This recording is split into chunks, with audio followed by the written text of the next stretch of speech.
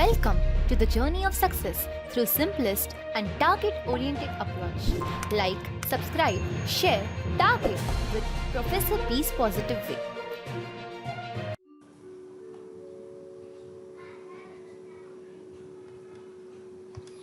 नमस्कार विद्यार्थी मित्र हो. अंतराळ तंत्रज्ञान या संदर्भामध्ये इस्रोची जी काही इम्पॉर्टंट ऐतिहासिक आपण ज्याला म्हणूया मिशन म्हणूया, त्या मिशनमध्ये चांद्रयान 1 बरोबर चांद्रयान 2 देखील तेवढेच महत्वाचं मिशन्स आहे. या मिशन मागील ऑब्जेक्टिव्ह काय होतं, उद्देश काय होता, हे मिशन ऑब्जेक्टिव्ह पूर्णपणे अचीव करत असताना कुठे फेल झालं, फेल होण्याची कारणे काय होती, याही पलीकडे या मिशनच्या अंतर्गत कुठली पेलोड्स होती, त्यावर कुठली इन्स्ट्रुमेंट होती, जेणेकरून आपल्याला चांद्राचा किंवा चांद्र या उपग्रहाचा पूर्णपणे अभ्यास करणं अपेक्षित होतं. या व्हिडिओच्या माध्यमातून आपण ज्या काही बेसिक गोष्टी आहेत, त्या ठिकाणी कुठले कंपोनंट लागत होते, याचा देखील आपण अभ्यास या व्हिडिओच्या माध्यमातून करणार आहोत. त्याचबरोबर चांद्रयान 1 आणि 2 मधील डिफरन्स काय आहे हे देखील आपल्याला या व्हिडिओच्या माध्यमातून पाहायचं आहे. हा व्हिडिओ तुम्हाला आवडल्यानंतर तुम्ही मला 4 पद्धतीने थँक्यू म्हणू शकाल. एक तर या व्हिडिओला लाईक करून, 2 हा व्हिडिओ आपल्या मित्रपरिवारामध्ये शेअर करून, 3 टार्गेट कॉम्पिटिटिव्ह एक्झाम या चॅनलला सबस्क्राईब करून, आणि 4 या व्हिडिओच्या शेवटी दिलेल्या पेटीएम नंबरवर आपण एक व्हॉलंटरी डोनेटर व्हावं, जेणेकरून मला भविष्यामध्ये असे अनेक व्हिडिओ बनविता येतील. Let's target competitive exam with professor बीज पॉझिटिव्ह वे. सर्वात प्रथम चांद्रयान या प्रकल्पाला सुरुवात करण्या अगोदर चांद्रयान या मागे इस्रोचा किंवा भारत सरकारचा काय प्रोग्राम्स होता, काय उद्दिष्ट होतं, हे पाहणं सर्वात महत्वाचं आहे. भारत सरकारनं इस्रोच्या माध्यमातून जो प्लॅनेक्स प्रोजेक्ट हाती घेतलेला आहे, प्लॅनेक्स प्रोजेक्टचा आपण जर लॉंग फॉर्म जर पाहिला, it is a planetary science and exploration. हा प्लॅनेटरी सायन्स अँड एक्सप्लोरेशन जो काही प्रोजेक्ट आहे, म्हणजे प्लॅनेट जे काही आहे, ज्यामध्ये शुक्र आला, ज्यामध्ये मार्स आला, किंवा आपण त्याला म्हणूया गुरु आणि शनी, या पलीकडे जे काही इस्रोच्या माध्यमातून प्लॅनेटचं एक्सप्लोरेशन करणं, हे जे काही भारत सरकारचं माध्यम आहे किंवा जो काही ऑब्जेक्ट आहे, त्यातील चांद्रयान 2 हा देखील एक 1 प्रोजेक्ट आहे. आता याही पलीकडे दुसरी गोष्ट की या माध्यमातून भारताला इतर देशातील जे काही स्पेस टेक्नॉलॉजिकली ॲडव्हान्स कंट्रीज आहेत, ज्यामध्ये USA येतो, ज्यामध्ये रशिया येतो, आणि अलीकडच्या काळामध्ये असणारा चायना येतो. म्हणजे या स्पेस टेक्नॉलॉजीमध्ये भारत देखील स्वतःचं इंडिजिनस तंत्रज्ञान वापरू शकतो, त्याची आपण म्हणूया एक दखल या चांद्रयान माध्यमातून घेणं आपल्याला अपेक्षित होतं. आणि दुसरं, या प्लॅनेटच्या, त्याच्या उपग्रहाच्या एक्सप्लोरच्या माध्यमातून आपण मानवजातीला जे काही अपेक्षित आहे, या विश्वाच्या निर्मितीमागील रहस्य काय आहे, हे जाणण्यात देखील भारत देशाची एक छोटीशी भूमिका आहे. एक जबाबदार राष्ट्र म्हणून देखील आपण यासारख्या मिशनकडे आपण पाहत असतो. त्या पलीकडे देखील चांद्रयानमध्ये आपण ज्या ज्या देशांचं सहाय्य घेतलं, ज्यामध्ये USA आहे, ज्यामध्ये युरोप आहे, ज्यामध्ये बल्गेरिया आहे, म्हणजे या मिशनच्या माध्यमातून आपल्याला एक अलायन्स निर्माण करून मे बी इकॉनॉमिकल बेनिफिट आपल्याला या ठिकाणी घ्यायचं आहे. आणि चांद्रयान 2चं आणखीन एक महत्त्वाचं वैशिष्ट्य जर म्हटलं, या प्रकल्पाच्या माध्यमातून आपण जे काही सॉफ्ट लँडिंग करणार होतो, सॉफ्ट लँडिंग हे तर उद्दिष्ट होतंच, जे इंडिजिनस टेक्नॉलॉजीच्या माध्यमातून करायचं होतं. त्याचबरोबर सॉफ्ट लँडिंग केल्यानंतर प्रज्ञान जे काही रोवर्स आहे, त्यामार्फत जे काही आपण रोबोटचं ऑपरेशन फंक्शनॅलिटी जी काही चेक करणार होतो, ते देखील आपल्याला या माध्यमातून आपण चांद्रयानमध्ये आपलं देशाचं स्वदेशी तंत्रज्ञान वापरून करू शकतो का नाही, हे देखील आपल्याला पाहायचं होतं. म्हणजेच कंपॅरेटिव्हली चांद्रयान 2चा उद्देश हा मानवजातीच्या कल्याणापलीकडे होताच, परंतु भारतासारख्या देशामध्ये किंवा भारत हा स्पेस टेक्नॉलॉजीमध्ये स्वतंत्रज्ञान वापरू शकतो हे देखील जगाला दाखवण्याचा एक सुप्त हेतू होता असं आपण नक्की म्हणू शकेल. नेक्स्ट पॉइंट येतो की चांद्रयान 2चं सायन्स टेक्नॉलॉजी एक्सप्लोरेशनच्या पलीकडे काय महत्व होतं. पहिल्यांदा आपण जर आपला 22 ऑक्टोबर 2008ला समवॉट एक्सटेंड ऑलमोस्ट 95% जो काही आपण सक्सेसफुल चांद्रयान प्रोजेक्ट जो काही हाती घेतला होता त्या प्रोजेक्टच्या अंतर्गत जे काही M3 ज्यालाच आपण मून इम्पॅक्ट प्रोब म्हटलं जातं त्यानं ज्या काही चंद्राच्या दक्षिण ध्रुवावर ज्याला आपण साऊथ पोलवर पाणी असल्याचे जे काही आपल्याला संकेत दिलेले आहेत त्या संकेताला आणखीन कन्फर्म करण्यासाठी हा चांद्रयान 2 हा आपण सॉफ्ट लँडिंगच्या मार्फत अगदी चंद्राच्या पृष्ठभागावर जाऊन चंद्राचे टोपोग्राफिकल स्टडी करणं हा महत्वाचा उद्देश आहे. लँडर आणि जो काही रोव्हर आपण पाहणार आहोत त्याच्यावर जे काही आपण इन्स्ट्रुमेंट लॉन्च केलेले आहेत त्या इन्स्ट्रुमेंटच्या साह्यानं चंद्राच्या सरफेसवर चंद्राच्या रॉकवर कुठले घटक आहेत त्यामध्ये स्ट्रोनिशियम आहे का, त्यामध्ये जिर्कोनियम्स आहे का, ॲल्युमिनियम्स आहे का, सिलिकॉन्स आहे का, या घटकांचा अभ्यास करत असताना चंद्र आणि पृथ्वी यातील टोपोग्राफीमध्ये काय सिमिलरिटीज आहेत, काय डिफरन्सेस आहेत हे देखील आपण पाहणार आहोत. जसं या माध्यमातून आपण चंद्रावर रोहरिंग करणार होतो आपल्या प्रज्ञान रोव्हरच्या माध्यमातून.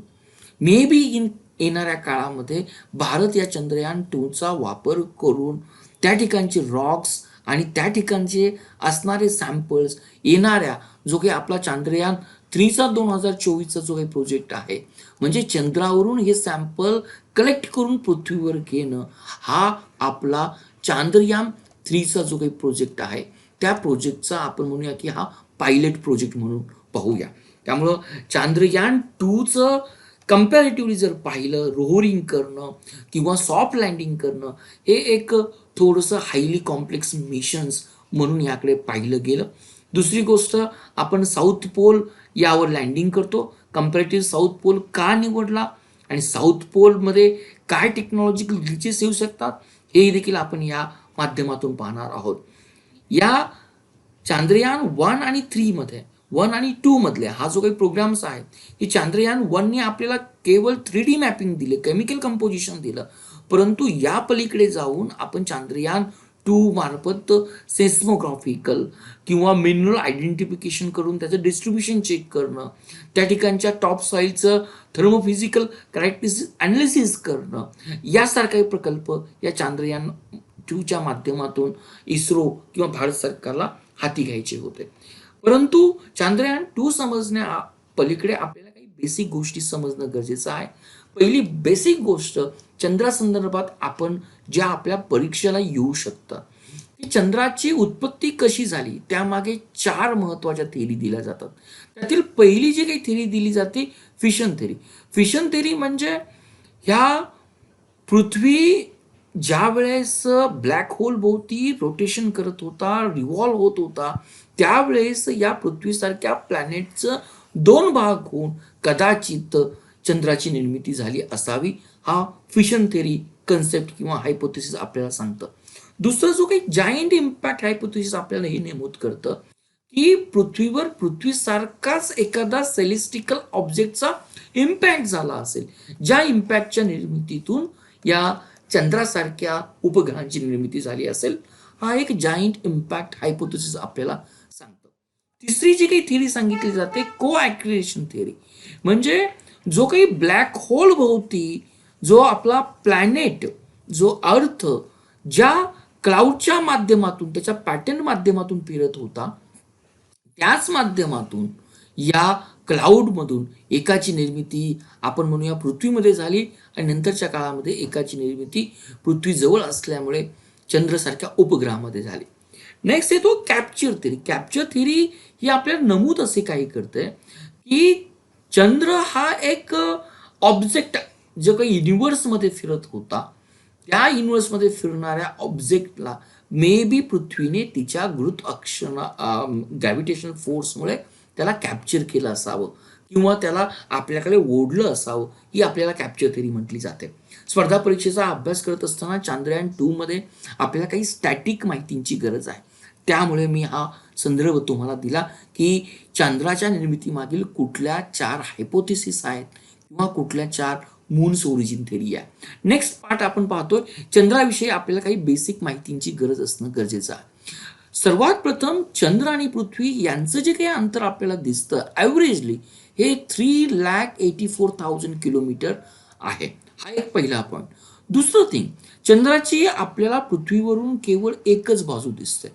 चंद्राची पृथ्वीवरून आपल्याला जी काही एकच बाजू दिसते त्या बाजूमध्ये, किंवा आपण दुसरी गोष्ट जर म्हटलं, ही एकच बाजू का दिसते, तर चंद्र हा तिच्या ॲक्सिस भोवती फिरण्यासाठी तिला जो काही वेळ लागतो तो कालावधी साधारणपणे 27.3 दिवसाचा आहे.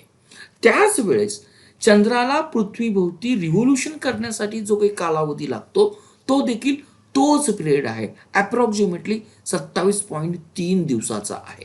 म्हणजेच आपल्याला पृथ्वीवरून चंद्राचा केवळ एकच भाग, ऑलमोस्ट काहीच भाग दिसू शकतो. त्याच्याकडील बॅकसाईडचा जो काही भाग आहे, फार अवे भाग जो काही आहे, तो आपल्याला कधीच दिसत नाही. हा पॉइंट आपण या ठिकाणी नमूद करूया. रिझन्स काय आहे, तर चंद्राला स्वतःच्या अक्षाभोवती फिरण्यासाठी लागणारा वेळ आणि पृथ्वीभोवती रिव्होल्यूशन करण्यासाठी लागणारा वेळ हा सारखाच आहे. अजून एक दुसरा पॉईंट आपल्याला या ठिकाणी माहीत असणं गरजेचं आहे की चंद्रावरचं टेम्परेचर, ज्या भागाला त्याला सन रेज रिसीव्ह होतात, कम्पॅरेटिव्हली तिथलं टेम्परेचर हे 133 डिग्री सेल्सिअस आहे. आणि ज्या बाकीच्या साईडला त्याला कधी सूर्यप्रकाश मिळू शकत नाही त्या भागावरचं टेम्परेचर आहे -180 डिग्री सेल्सिअस आहे. हे टेम्परेचरमधील व्हेरिएशन आपल्याला चांद्रयान मधील काही स्टॅटिक पार्ट पाहत असताना माहीत असणं गरजेचं आहे. आता आपण आपल्या मिशनकडे जातो. मिशन्समध्ये चांद्रयान 2चं आणखीन एक वैशिष्ट्य काय, आपण जे काही ऑब्जेक्टिव्ह जे काही सांगितलं होतं, चांद्रयान 1 मध्ये जो काही मून इम्पॅक्ट प्रोब ज्याचं क्रॅश लँडिंग झालं, त्याचं क्रॅश लँडिंग देखील या साऊथ पोलच्याच भागामध्ये झालं होतं. आणि या साऊथ पोलच्या भागामध्ये आपल्याला या मून इम्पॅक्ट प्रोबनी सर्वात प्रथम या ठिकाणी पाणी असल्याचे आपण म्हणूया की एक प्रतिपादन केलं होतं.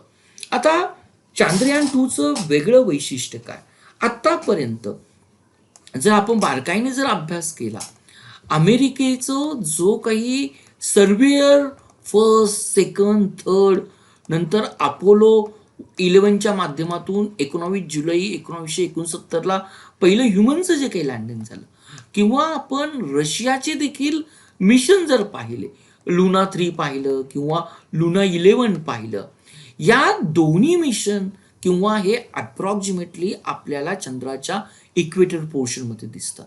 परंतु भारताचं वैशिष्ट्य आणि आपण चायनाचं जरी वैशिष्ट्य जर पाहिलं, चायनाचा जो काही चांग 3 जो काही यान होतं, कम्पॅरेटिव्हली या पृथ्वीच्या म्हणण्यापेक्षा पृथ्वीवरून जो काही भाग दिसत नाही, चंद्राचा जो काही फार अवे भाग आहे, बॅक साईडचा जो काही भाग आहे, त्यामध्ये त्यांना सॉफ्ट लँडिंग करणं शक्य झालं होतं.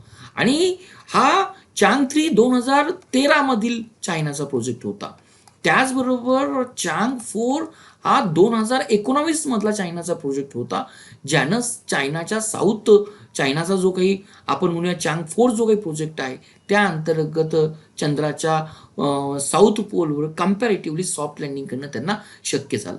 म्हणजेच अमेरिका, रशिया आणि चायना नंतर भारत हा चौथा देश ठरला असता जर भारताचं सॉफ्ट लँडिंग या साऊथ पोलवर झालं असतं. तर हा सर्वात महत्त्वाचा आपण लक्षात घेऊया. परंतु आपल्याला समवॉट एक्सटेंड सॉफ्ट लँडिंग करणं शक्य झालं नाही, ते आपलं क्रॅश लँडिंग झालं. हे येणाऱ्या आपण स्लाइड्समध्ये पाहूया.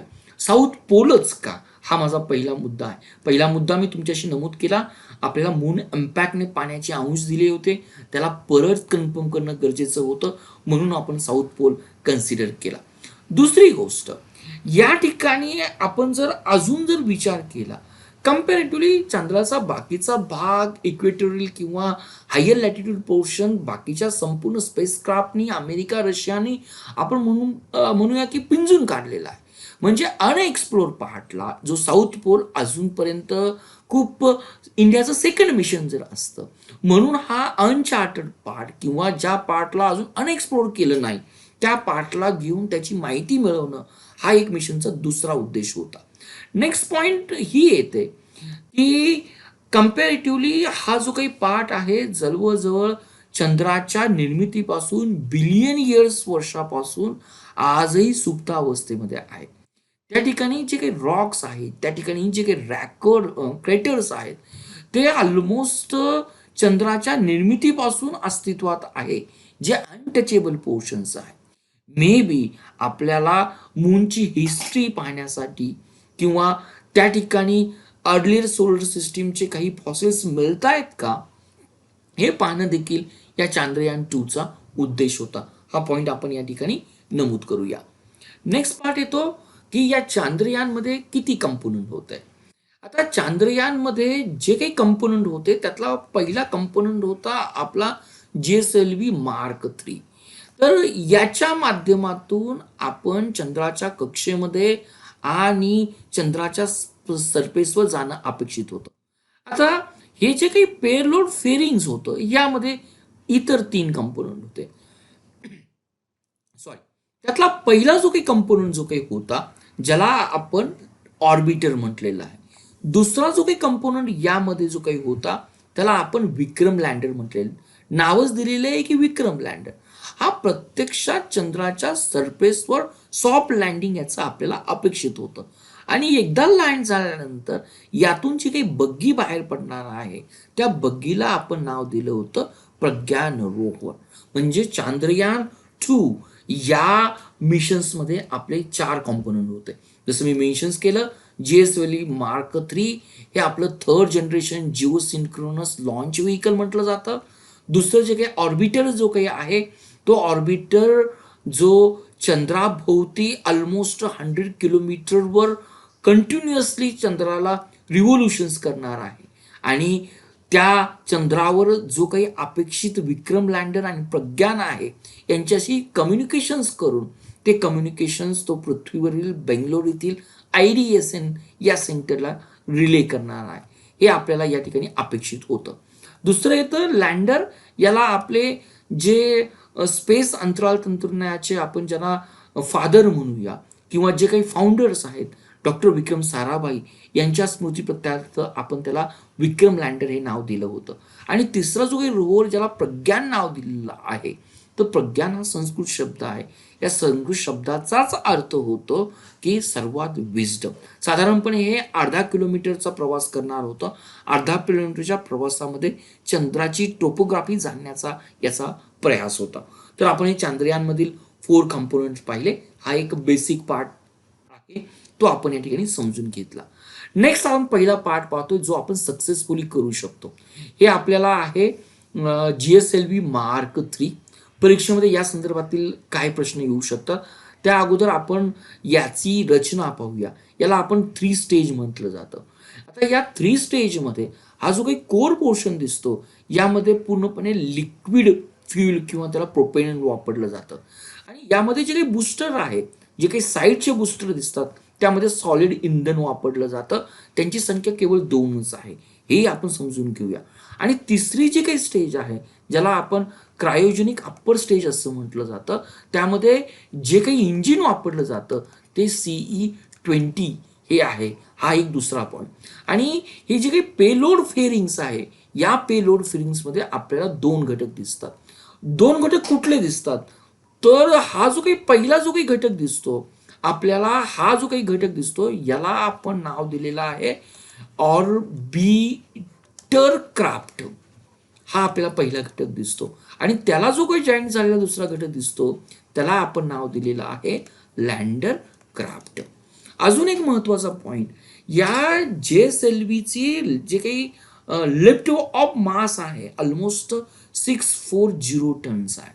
आणि याची कॅपॅसिटी जी काही आहे जिओ सिंक्रोनस ट्रान्स ऑर्बिटमध्ये ऑलमोस्ट एक 4 टन किंवा आपण त्याला म्हणूया 4000 kgचा पेलोड घेऊन जाण्याची कॅपॅसिटी आहे. परंतु LEO कक्षांमध्ये जी कक्षा ऑलमोस्ट 700 to 2000 किलोमीटर पृथ्वीच्या सतहपासून येते. त्यामध्ये 10 टन कॅपॅसिटी याची आपल्याला थर्ड जनरेशन लॉन्च व्हेकलची आहे. हा मुद्दाम स्टॅटिक पॉईंट म्हणून घेतला. येणाऱ्या गगनयानमध्ये जो काही आपले भारताचे ॲस्ट्रोनॉट स्पेसमध्ये जाणार आहे त्या ठिकाणी देखील या GSLV Mark 3चा आपण वापर करणार आहोत. आता नेक्स्ट पॉईंट या GSLV Mark 3च्या संदर्भात जो काही आपण आधी अतिशय इझिली पाहू शकतो की कशा पद्धतीनं याचं श्रीहरिकोटावरून लॉन्च झालं, ते कशा पद्धतीनं सेपरेशन्स होतं. जरी हा टेक्निकल पॉईंट जरी असेल तरी आपल्या चांद्रयान-2 मिशन समजण्यासाठी सर्वात महत्त्वाचं ठरेल. आपण या ठिकाणी पाहतो श्रीहरिकोटावरून याचं एक 22 जुलै 2019ला लॉन्चिंग झालं. तर कशा पद्धतीने होतं, पहिल्यांदा हे जे काही S-200 जी काही दिसतं आपल्याला सॉलिड बुस्टर त्याचं इग्निशन होतं.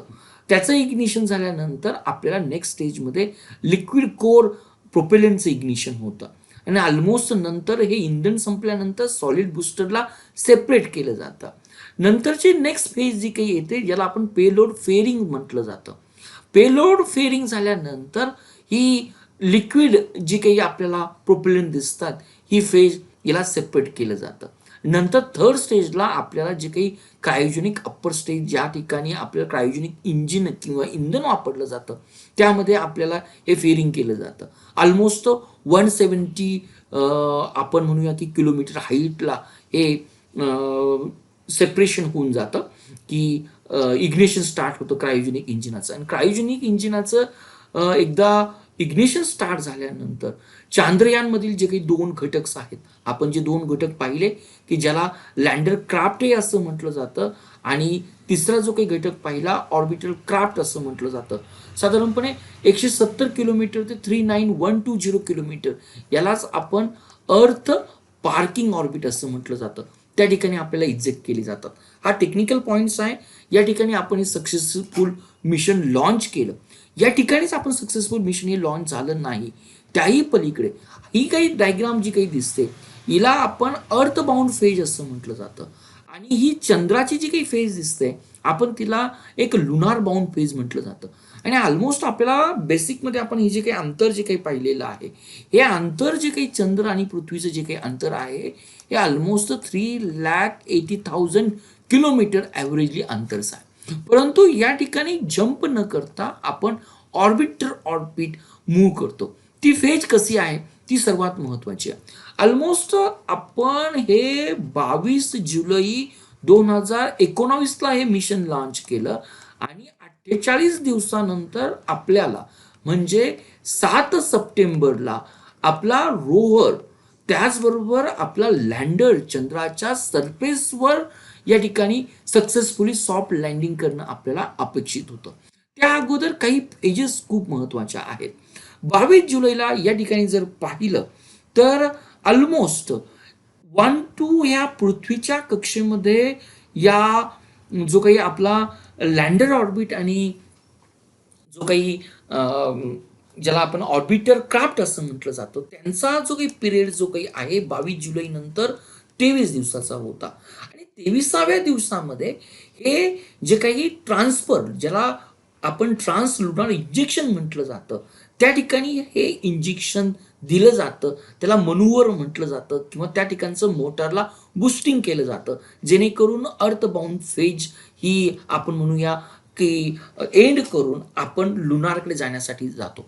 ऑलमोस्ट ही फेज जी काही स्टँड्स होते किंवा वर्कआउट होते ती एक 1 दिवसानंतर एंड होते की त्याच दिवसानंतर ज्या अर्थ आपण म्हणूया की अर्थ बाउंड फेज संपल्यानंतर जे काही लुनार बाउंड फेजमध्ये वर्कआउट होतं की जे काही ज्यालाच आपण नाव दिलेलं आहे की लुनार ट्रान्सफर ट्रॅजेक्टरी.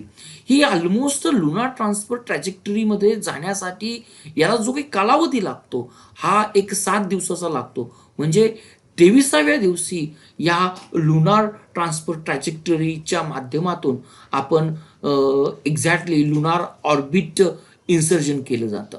आणि लुनार ऑर्बिट इन्सर्जन झाल्यानंतर त्यानंतरचा 23 दिवसापासूनचा जो काही ऑलमोस्ट आपण 13 ते 12 दिवसाचा कालावधी जो काही पिरियड आहे खऱ्या अर्थानं आपण या लुनार किंवा मूनच्या ग्रॅव्हिटेशन फेजमध्ये आपलं विक्रम लँडर्स, त्याचबरोबर आपण म्हणूया की त्या बरोबर असणारं ऑर्बिटर क्राफ्ट हे चंद्राच्या कक्षेमध्ये पूर्णपणे परिभ्रमण करत असतं. त्यानंतर ऑलमोस्ट आपण जर 42 दिवस झाल्यानंतर 43व्या दिवशी आपल्याला या ठिकाणी यातील जो काही घटक आहे हा ऑर्बिटर घटक आहे आणि याचा वरचा जो काही घटक आहे त्याला आपण नाव दिलं लँडर घटर्स. तर 43व्या दिवशी हे आपल्याला सेपरेट होणं अपेक्षित होतं. इथपर्यंत आपण अगदी वर्कआउट ज्या पद्धतीनं प्लॅन केला त्या पद्धतीनं आपल्याला सक्सेसफुल मिळालं. आणि त्यानंतरची नेक्स्ट जी काही डिबुस्टिंग स्टेज येते, डिबुस्टिंग स्टेज जी काही चालू होते ऑलमोस्ट 44 दिवसानंतर चालू होणं शक्य होतं. त्याही ठिकाणी आपण तिला सक्सेसफुल लॉन्च केलं. म्हणजे चंद्रापासून हा जो काही ऑर्बिटर असणार आहे ऑलमोस्ट पोलर ऑर्बिटमध्ये हा एक 100 किलोमीटरवर आपला ऑर्बिटर असणार आहे. आणि या ऑर्बिटर्समधून जो काही लँडर्स आणि प्रज्ञान जो काही आहे तो चंद्राच्या पृष्ठभागावर आपल्याला उतरणं अपेक्षित होतं. आणि त्यासाठी जी काही स्टेज चालू झाली होती तिलाच आपण डिबुस्टिंग म्हटलं जातं. आणि 48 दिवसानंतर म्हणजे 7 सप्टेंबरला ज्यावेळेस हा लँडरचं आपल्याला चंद्राच्या पृष्ठभागावर सॉफ्ट लँडिंग अपेक्षित होतं, जे आपल्याला सॉफ्ट लँडिंग अपेक्षित झालं नाही. साधारणपणे या चंद्राच्या सरफेसपासून 2.1 किलोमीटरला असताना की या लँडर आणि प्रज्ञान त्यामध्ये असणारा वेग जो काही 2 मीटर पर आपल्याला सेकंद अपेक्षित होता तो सॉफ्टवेअर ग्लिचेसमुळं आपण म्हणूयात की जे ऑप्टिमम्स वेग आपल्याला देता आला नाही, तो वेग अतिशय हाय झाल्यानंतर सॉफ्ट लँडिंग न होता आपलं मिशन या ठिकाणी समवॉट एक्सटेंड कुठेतरी आपल्याला फेल झालं. हा मुद्दा आपण या ठिकाणी पाहून घेऊया. आता ज्या गोष्टी मी तुमच्याशी नमूद केल्या त्याच गोष्टी या माध्यमातून देखील मांडण्याचा प्रयत्न केलेला आहे. परीक्षेला आपल्याला विचारलं जाईल हे मिशन किती दिवसाचं होतं, तर आपल्याला 48 दिवसाचं मिशन होतं हे सांगता येणं गरजेचं आहे. आपलं मिशन कुठं अनसक्सेस झालं तर चंद्राच्या पृष्ठभागापासून ज्यावेळेस आपण 2.1 किलोमीटरला होतो त्या ठिकाणी लँडरचा वेग हा अपेक्षेपेक्षा अधिक झाला. त्यामुळे सॉफ्ट लँडिंग न होता याचं क्रॅश लँडिंग झालं. आणि क्रॅश लँडिंग झाल्यानंतर लँडरवर असणारे इन्स्ट्रुमेंट आणि त्या अंतर्गत असणारी प्रज्ञान बग्गी या ठिकाणी आपल्याला जो काही कालावधी होता किंवा त्याकडून जे काही अपेक्षित सायंटिफिक रिझल्ट होते ते आपण मिळवण्यास इस्रो पर्यायाने भारत देश या ठिकाणी कुठेतरी कमी पडला. मला वाटतं हा जो काही कन्सेप्ट आपण जो काही इस्रोनी जो काही व्हिडिओ दिलेला आहे त्यामार्फत जर समजून घेण्याचा जर प्रयत्न केला तर आपल्याला अगदी इझिली समजून जाईल. हे आपल्याला दिसतंय की 22 जुलैची आपल्याला तारीख दिसते. GSLV MK3 आपल्याला लॉन्चिंग स्टेशन दिसतंय. हे श्रीहरिकोटा आज आपल्या आंध्र प्रदेशमधील आहे. त्यातले सतीश धवन स्पेस सेंटर्स हे आपल्याला परीक्षेमध्ये माहीत असणं गरजेचं आहे. त्यातून ह्या लॉन्च होऊन जातो. लॉन्च झाल्यानंतर जे काही मी तुम्हाला मागे सांगितलं त्या पद्धतीनं पहिल्यांदा ही S-200 ज्याला सॉलिड बुस्टिंग रॉकेट पूर्णपणे बर्नआउट होतं आणि त्याचं सेपरेशन आपल्याला होऊन येतं. नंतर जसजसं आपण पृथ्वीच्या सतहपासून उंच जातो या ठिकाणी आपल्याला पेलोड फेरिंग होतं. पेलोड फेरिंग नंतर जी काही लिक्विड स्टेज पूर्णपणे सेपरेट केली जाते आणि आपल्या थर्ड स्टेजमधील क्रायोजेनिक इंजिन या ठिकाणी वर्कआउट होतं. आणि क्रायोजेनिक इंजिन 170 किलोमीटर्सवर आपल्याला हे फेरिंग झाल्यानंतर सॅटेलाइट पॅनल्स हा ओपन होतो.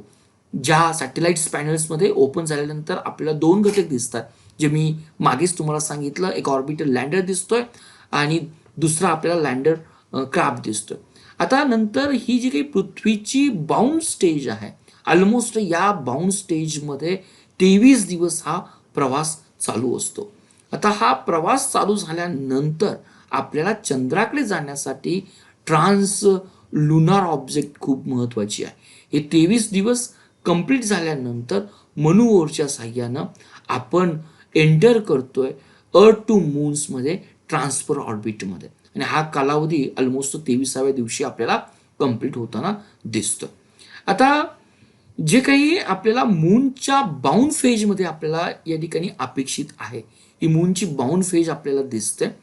या लुनार ऑर्बिटमध्ये मनूवर करून आपला प्रयास जो काही आहे ऑलमोस्ट ऑर्बिटर हे चंद्राच्या पृष्ठभागापासून 100 किलोमीटर पोलर टू पोलर अपेक्षित आहे.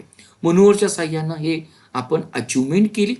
हा अचिव्हमेंटचा जो काही कालावधी आहे ऑलमोस्ट आपल्याला 42-43 दिवसानंतर दिसतो. आणि आता या ठिकाणी आपण हे विक्रम लँडर्स आपल्याला सेपरेट झालेलं दिसतं आपल्याला ऑर्बिटर्स पासून. आणि नंतर आपण या विक्रम लँडरला एक इन्सर्ट करतोय, विक्रम रिओरिएंट करतोय मनोव्हरच्या साह्यानं. हा ऑर्बिट आपल्याला पूर्णपणे 100 किलोमीटर चंद्रापासून दिसतोय. आणि आता जो काही चंद्राच्या पृष्ठभागावर एक लँड करण्यासाठी जो काही तयार झालेला आहे तो आपल्याला या ठिकाणी विक्रम दिसतोय. तर तत्पूर्वी हा ऑर्बिटर पूर्णपणे स्कॅन करतोय, विक्रम स्कॅन करतोय लँडिंगच्या साह्यानं, की आपल्याला कुठली योग्य जागा दिसते. या जागेनंतर ही गरजेचं पडतं की लँडिंग करण्यासाठी त्याला डीबुस्टिंग होणं. ही डीबुस्टिंग फेज खूप महत्त्वाची होती, परंतु आपण या डीबुस्टिंग या फेजमध्ये इथे आपण 2.1 किलोमीटरला असक्सेस ठरलो. आणि जर आपण सक्सेस जर ठरलो असतो की लँडर हा मेसेज पृथ्वीवरील आपलं बेंगलोरला हा मेसेज देणार होता, आणि कदाचित आपल्याला हे चित्र अपेक्षित होतं की आपला विक्रम लँडर सक्सेसफुली चंद्राच्या पृष्ठभागावर साऊथ पोलला लँड झाला. त्यातून ही प्रज्ञान बग्गी बाहेर निघाली, आणि ही प्रज्ञान बग्गी बाहेर निघाल्यानंतर ती लुनारच्या पृष्ठभागावर वर्कआउट करणार आहे, आणि त्यातील इन्स्ट्रुमेंटच्या साह्यानं आपल्याला हा देणार आहे. ऑलमोस्ट या ठिकाणी विक्रम लँडर आणि प्रज्ञान बग्गीचा जो काही कालावधी आहे तो ऑलमोस्ट 14 दिवसाचा आहे. त्यालाच आपण 1 लुनार डे असं म्हटलं जातं. हा इस्रोचा व्हिडिओज आपल्याला अतिशय महत्त्वाचा समजून येईल की चांद्रयान समजून येण्यासाठी. आता याही पलीकडे जरी आपण हे मिशन असक्सेस जरी झालं असेल तरी आपल्याला जे मी मेन्शन्स केलं, चांद्रयान 3 जो काही आपल्याला 2024 मध्ये लॉन्च करण्याचा प्रोग्राम्स आहे, यामध्ये आपल्याला इन सिटू अपेक्षित आहे. इन सिटू याचा अर्थ की यावेळेस 2024 मध्ये चंद्राच्या पृष्ठभागावर आपल्या रोव्हर उतरल्यानंतर त्या ठिकाणी रॉकचे सॅम्पल आपण कलेक्ट करणार आहोत. ऑलमोस्ट 1 to 2 kg वजनाचे रॉक सॅम्पल आणि सॉईल आपण कलेक्ट करून ती पृथ्वीवर आणणार आहोत. हे 2014चं आपल्याला उद्दिष्ट आहे.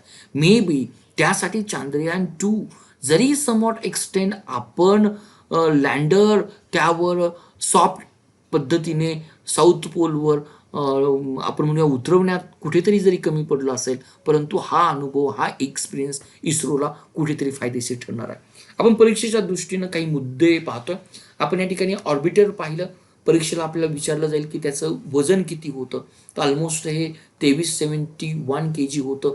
ही गोष्ट आपल्याला माहीत असणं गरजेचं आहे. जरी आपलं लँडर आणि प्रज्ञान बग्गी ही क्रॅश झाली असेल, परंतु आजही चंद्राच्या पृष्ठभागापासून 100 किलोमीटर पोलर ऑर्बिटमध्ये आजही आपल्याला हे 1 इयर लाईफ स्पॅन असणारं ऑर्बिट आपल्याला हे पूर्णपणे मूव्ह होताना दिसतंय. हा पॉईंट सर्वात महत्त्वाचा आहे. आणि हे जे काही आपल्याला ऑर्बिटर दिसतंय, अपेक्षित असं होतं की हे ऑर्बिट आजही बेंगलोरमध्ये असणारं जे काही Indian deep science Indian deep space network जो काही आहे बेंगलोर जरी बेलारू या उपनगरामध्ये आजही आपल्याला ते संदेश किंवा रिले ऑफ कम्युनिकेशन केलं जातं.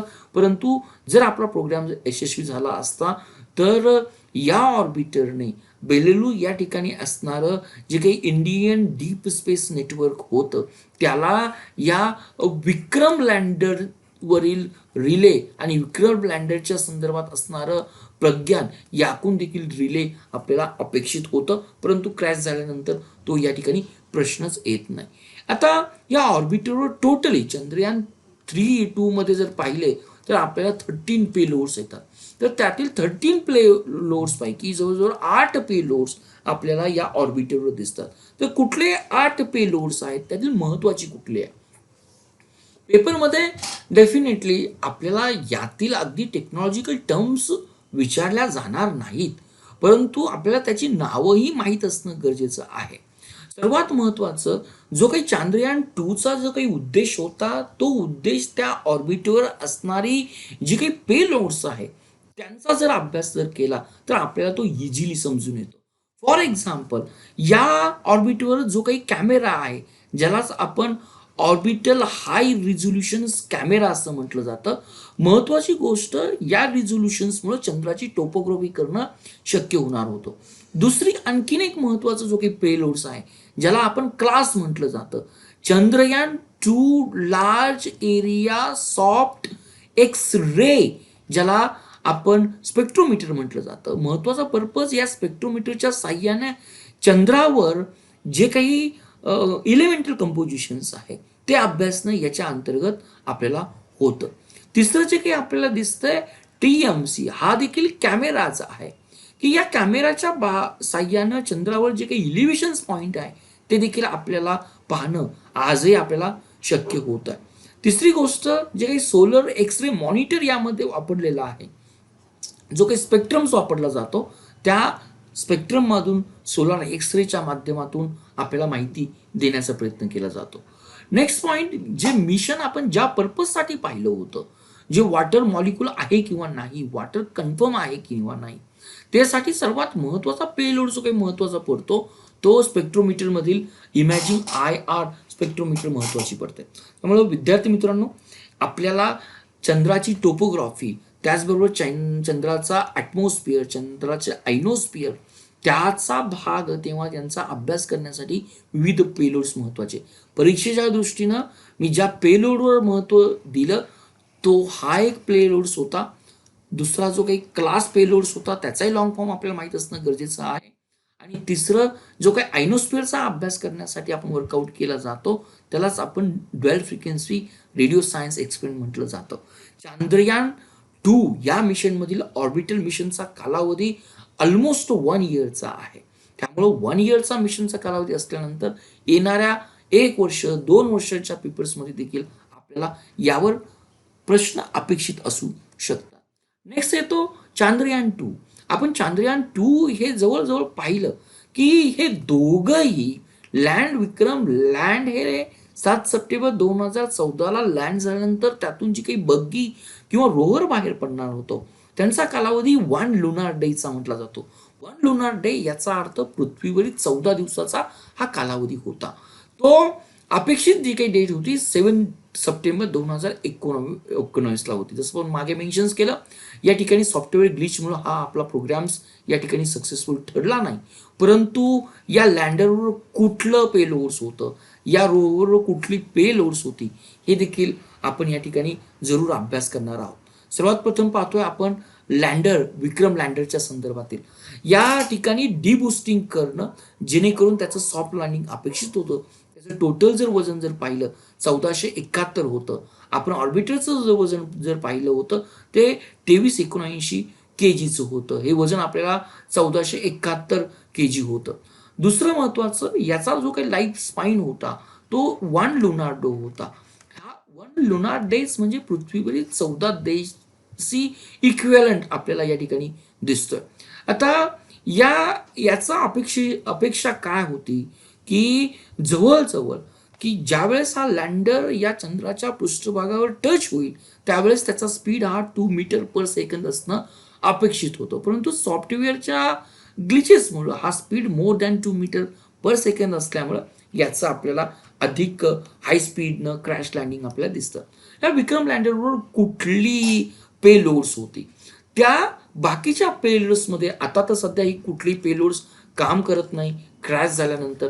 परंतु जे मी आपलं ऑब्जेक्टिव्ह सांगितलं होतं चांद्रयानचं, इतर देशांच्या बरोबर एक संयुक्त काम करणं आणि युनिव्हर्सचं एक्सप्लोरेशन करणं, त्या संदर्भातील हे अमेरिकेचं जे काही पॅसिव्ह एक्सपेरिमेंट जे काही होतं, ज्याला आपण लेझर रिट्रो रिफ्रॅक्टर म्हटलं जातं.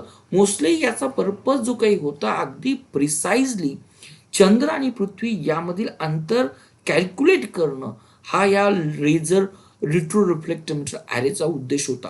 बाकीचे आपल्या पेपरच्या दृष्टीने देखील एवढे महत्त्वाचे असणार नाही, परंतु आपण जरूर हे माहीत करून घ्या. कारण 2024 मध्ये जे काही लुनार आपलं थर्ड वर्कआउट करणार आहे, चांद्रयान थर्ड जे काही वर्कआउट करणार आहे, त्यामध्ये देखील याच स्वरूपाचे आपल्याला काही पेलोड्स दिसतील. आणि दुसरं जे काही पेलोड्स मी या ठिकाणी मुद्दाम मेन्शन्स केलेलं आहे, जे प्रज्ञान बग्गीवर होतं, त्यातला पहिला जो काही मेन्शन्स केलेला आहे की अल्फा पार्टिकल एक्सरे स्पेक्ट्रोरोज, याच्यामध्ये आपण रेडिओ ॲक्टिव्ह क्युरियम हा वापरला होता, जो क्युरियम 244 होता. रेडिओ ॲक्टिव्ह असल्यामुळे तो जो काही अल्फा पार्टिकल इमिट करणार होता, एक्स रे पार्टिकल इमिट करणार होता. त्या माध्यमातून आपण चंद्राच्या पृष्ठभागावर आयदर सोडियमचे, आयदर ॲल्युमिनियमचे, आयदर सिलिकॉनचे, कॅल्शियमचे किंवा आयनचे इलिमेंट आहेत किंवा नाही, किंवा एक्स-रे फ्लोरोमेट्रीच्या साहाय्यानं अगदी आपण ट्रेस एलिमेंट ज्यामध्ये झिर्कोनियम येतं, ज्यामध्ये स्ट्रोनिसियम येतं, याचा आपल्याला अभ्यास अपेक्षित होता. हा सर्वात महत्त्वाचा मुद्दा आहे. दुसरा जो काही पेलोड्स आपल्याला प्रज्ञान या बग्गीवर दिसतो, तो ऑलमोस्ट ज्याला लेझर इंड्युस्ड ब्रेकडाऊन स्पेक्ट्रोस्कोप असं म्हटलं जातं. त्याचा मेन उद्देशच असा आहे की त्या 500 मीटर किंवा अर्धा किलोमीटरच्या रेंजमध्ये आपल्याला चंद्राच्या पृष्ठभागावर कुठलं इलिमेंट सर्वात अधिक दिसतं, हा एक पाहणं उद्देश होता. पेपरच्या दृष्टीनं आपल्याला बग्गीचं वजन विचारलं जाईल, किती वजन होतं, तर हे ऑलमोस्ट 27 kg वजनाची बग्गी होती आणि अपेक्षा अशी होती की त्याला जे काही 6 व्हील्स होते या माध्यमातून पर सेकंदाला ही 1 सेंटीमीटर वर्कआउट करणार होती आणि 500 मीटर्स ऑलमोस्ट अर्धा किलोमीटरचं ही एक रन करणार होती. आणि मागच्या स्लाइड्समध्ये त्यावर ही 2 मी तुम्हाला पेलोड देखील अपेक्षित केली होती, जेणेकरून चंद्राच्या पृष्ठभागाचा पेलोडचा आपल्याला अभ्यास करणं अपेक्षित होतं. तर विद्यार्थी मित्रांनो, पेपरच्या दृष्टीनं देखील आपण चांद्रयान 2चा अभ्यास केला. ऑलमोस्ट आपण असं म्हणूया की एक 80 to 90% सक्सेस इस्रोला या प्रोग्रामच्या अंतर्गत मिळालेला आहे. परंतु नेक्स्ट 2024 मध्ये चांद्रयान 3 जे काही आपण इम्प्लिमेंट करणार आहोत, कदाचित या मोहिमेतील अपयश आपल्याला चांद्रयान 3 या मोहिमेमध्ये निश्चित काहीतरी सक्सेस देऊन जाईल असं आपण नक्कीच म्हणू शकतो. त्यामुळं चांद्रयान 2च्या अपयशाला आपण एक पॉझिटिव्हली घेऊया. आणि तीच गोष्ट MPSC सारख्या स्पर्धा परीक्षेमध्ये, UPSC सारख्या स्पर्धा परीक्षेमध्ये अभ्यास करत असताना देखील चांद्रयान 2 आपल्याला हाच मेसेज देऊन जातो की जरी हे आज आपल्याकडे अपयश असेल तरी येणाऱ्या काळामध्ये आपण डेफिनेटली सक्सेस होऊ, हाच आपण आत्मविश्वास ठेवूया. आणि हे चांद्रयान 2 मला वाटतं तुम्हाला समजलं असेल अशी मी अपेक्षा या व्हिडिओच्या माध्यमातून व्यक्त करतो. For watching Target with Professor Peace Positive Way, we request you to be a voluntary donator to become our prime and pride motivator.